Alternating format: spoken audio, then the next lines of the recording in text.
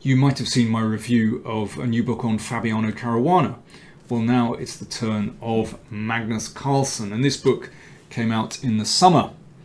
It's called Endgame Virtuoso Magnus Carlsen, His Extraordinary Skills Uncovered and Explained. Available from newinchess.com, costs €24.95 or dollars, same, and available in traditional book form as here, also in e-editions. Well, it's a handsome book. You can see it's a very nice cover, and the layout inside is also very generous. Lots of diagrams, I always like that. And the emphasis is on explaining, so words rather than long variations, although sometimes, of course, that's necessary with endgames to justify moves. It's written by a Hungarian international master named Tibor Karolyi, who is a very, very strong player, but early on in his chess career, he decided to go into training. So he's highly experienced, and that comes across as he's able to explain these endgames really clearly. I think that's very, very important. While I keep talking, you might like to have a look at this position. Played when Carlsen was 12 years old, and I think this illustrates one thing that's incredibly important in endgames. If you want to, good technique means good calculation. So what did Carlsen calculate in this position? How did he make progress? The author has taken 91 endgames of Carlsen's and looked at them chronologically. So right from his very early days, like this one, played in 2003, right up to virtually the present day. And it's very interesting to see how Carlsen's technique has developed, how he's become stronger. Okay, let me show you what happened here. So this is all about calculation. So rook b7, what's that about? Well, the idea is this. Bishop b8, but this is not the end of the story.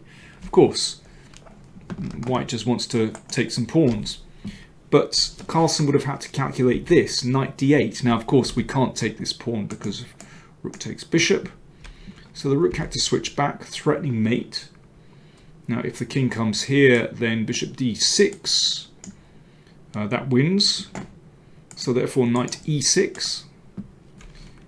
So white had time to take the pawn, but it's still not the end of the story.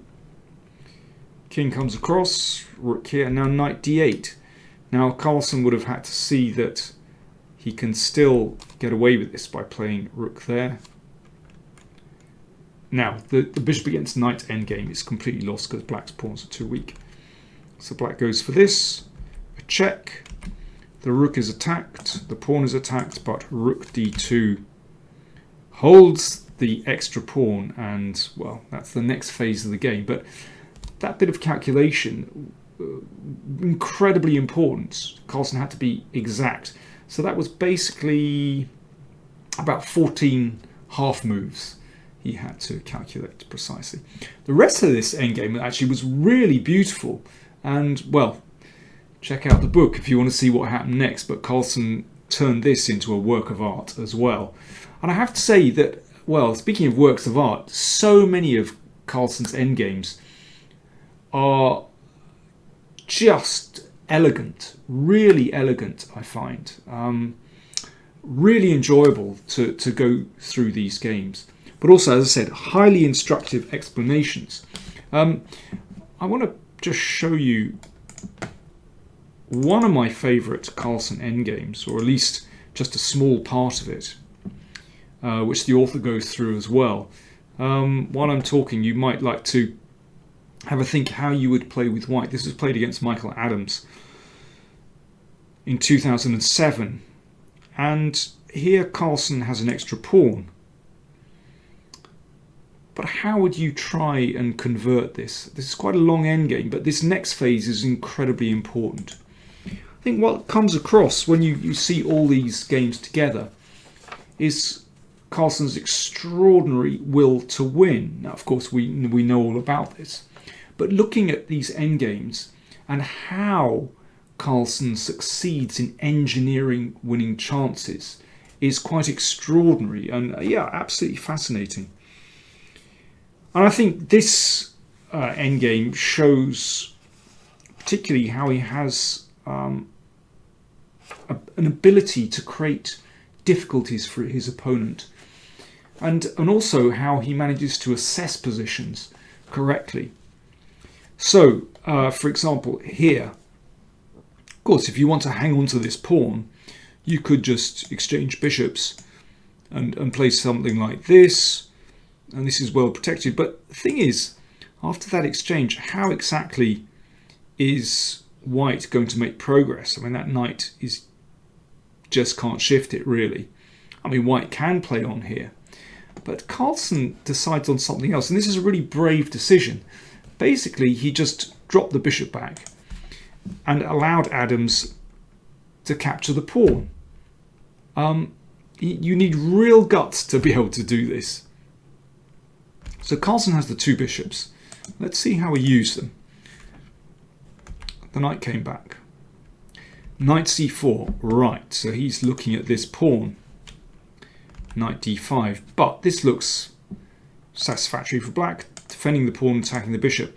Carlsen would have had to foresee this next move. Rook b1, brilliant, brilliant idea. Looks so weird to put the rook behind the pawn, but of course, if the exchange takes place, then white is targeting that pawn, so it's not possible. King f8 from Adams. Bishop e1, so the bishop comes back. Now watch what he's doing with this. This is absolutely superb. King g1, genius. And then bishop f2. So within a few moves, he's managed to somehow magically redeploy his bishops to really strong squares. They're out of the way, they can't be exchanged off, but he's targeting that pawn on b6. Well, this was just the start of the endgame. It took another 40 moves for Carlsen to finish this one off, but by this stage it's clear that he's really turning the screw in this position. Yeah, just fantastic. It's, as I said, 91 games, endgames looked at, 267 pages. So, you know, this will keep you going on an autumn's or winter's evening. You can probably hear, I think it's the perfect day for it actually, you can probably hear the rain pounding on my roof above. But it's a really enjoyable book, wonderful endgames by Carlsen and beautifully explained. So there we go. Endgame Virtuoso, Magnus Carlsen, his extraordinary skills uncovered and explained by Tibor Karolyi, available from newinchess.com, €24.95 or dollars.